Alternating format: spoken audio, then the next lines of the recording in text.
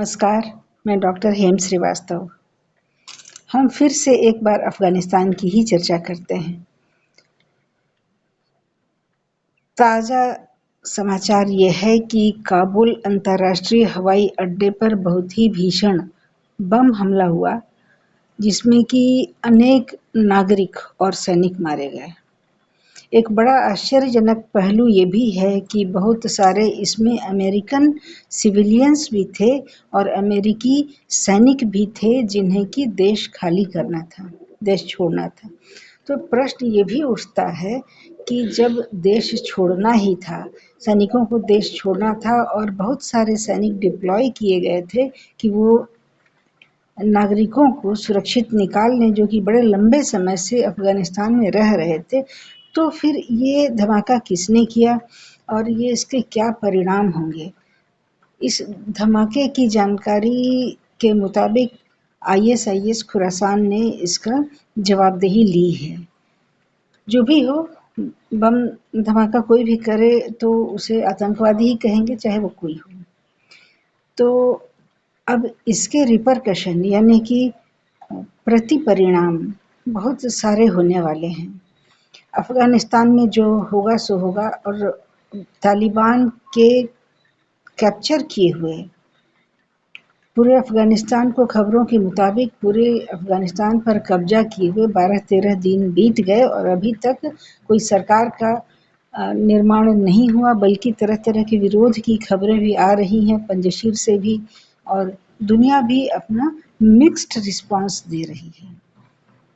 और पाकिस्तान एक खुल्लम खुल्ला सपोर्ट दे रहा था, जैसे कि पहले उसके प्रधानमंत्री ने पहले ही समर्थन दिया कि अफ़गानिस्तान ने गुलामी की जंजीरें तोड़ दी हैं।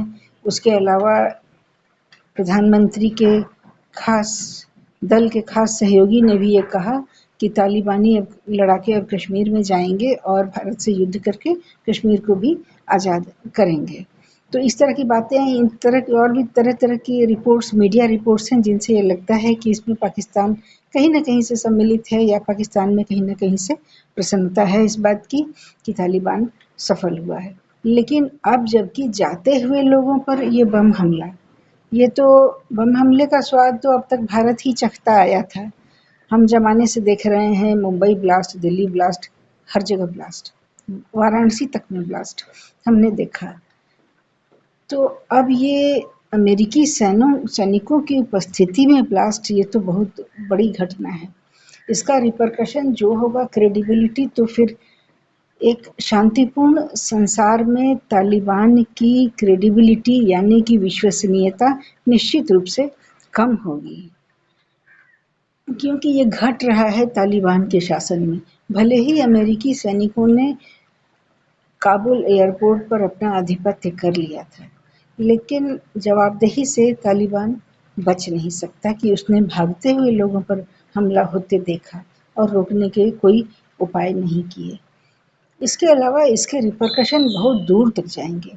भारत जहां अपने लोगों को बड़े सुरक्षित तरीके से वहां से निकाल रहा है, ऑपरेशन देवी शक्ति का प्रयोग करके भारत ने बहुत सारे लोगों को निकाला। हम बहुत सारे वहाँ के सिख व्यवसायियों को अपना व्यापार समेट करके या छोड़ करके आते हमने बड़ी मार्मिक तस्वीरें देखी। तो अब जबकि लोग वहाँ छोड़ छोड़ करके हट रहे हैं, ऐसी घटनाओं का क्या मतलब है? और ऐसी घटनाओं का रिपरकशन यानी कि प्रतिफल भी बहुत बड़ा होने वाला है। इसका सीधा सीधा प्रभाव पड़ा है अमेरिका पर। अमेरिकी जनता पहले भी वहाँ कट्टरवादी जो जुल्म चल रहे थे, जैसी रिपोर्टें थी, उससे अमेरिकी जनता पहले ही बहुत स्तब्ध थी और नए राष्ट्रपति जो बाइडेन का विरोध तभी शुरू हो गया था। जनता के एक हिस्से को हो ना हो, वो लगने लगा कि उन्होंने किसको राष्ट्रपति बनाया। क्या उदारवाद देश के लिए इतना जरूरी है? क्या उदारवाद का अभी समय चल ही रहा है, जबकि लगभग लगभग 20 वर्ष पूर्व अमेरिका ने 2,500 लोगों की मौत देखी थी वर्ल्ड ट्रेड सेंटर के गिरने के समय, एक आतंकी हमले में।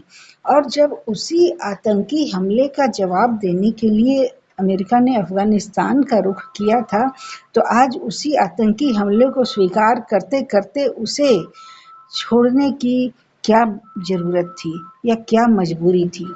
इसके अलावा जो अपदस्थ या हटे हुए राष्ट्रपति डोनाल्ड ट्रंप, उन्होंने खुल्लम खुल्ला विरोध शुरू कर दिया है। यद्यपि कि नए राष्ट्रपति जो बाइडेन को बचाने वाले कहते हैं कि ये करार कि अमेरिकी सैनिक हटेंगे, ये तो ट्रंप के ही समय में हुआ था। लेकिन क्या ये सही नहीं है कि इसके लिए जो बाइडेन ने जो प्रक्रिया अपनाई वो कहीं ना कहीं एनोमली वाली थी। उन्हें पहले अपने नागरिकों को सुरक्षित निकालना चाहिए था, एयरपोर्ट पर सुरक्षित कब्जा करना चाहिए था और अमेरिका के जो मिलिट्री बेस और साजो सामान रह गए उन्हें खत्म करना चाहिए था। तो डोनाल्ड ट्रंप बहुत मुखर होकर फिर सामने आए हैं और उन्होंने जो बाइडेन की खुल्लम खुल्ला भर्त्सना की है।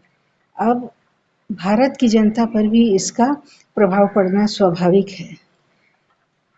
क्या अमेरिका को ट्रंप जैसे कट्टर प्रशासक की जरूरत नहीं थी? और इसी प्रकार भारत को भी क्या आतंकवाद से निपटने के लिए एक कट्टर शासन की जरूरत नहीं है? हम फिर मिलेंगे इसी तरह के विषय के साथ। जय हिंद, जय भारत।